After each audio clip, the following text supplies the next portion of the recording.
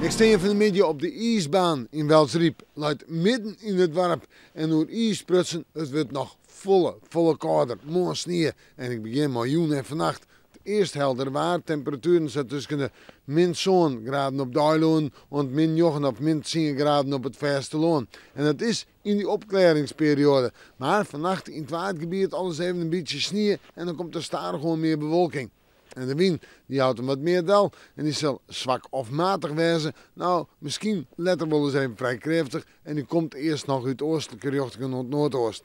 En in het waardgebied betekent zuidoost. Dan morgen. Morgen wordt een dag maar sneeuw en dat kan wel eens 2 of 5 centimeter wezen. En daar binnen we net blied mooi natuurlijk, want die sneeuw met er al in de gebieden of dat stuk van de route van de halve stad toch dat krijgt dichttrekken is. Ja, dan weet je dan net hoe dik het ijs is.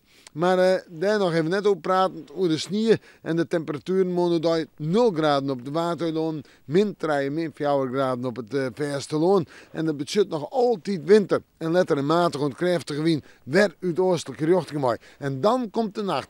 Maar strenge frost, min 11, min 12 opplakken, misschien wel min 13. Vooral als het opklaart, maar het laagje sneeuw. Het fruitsjoch.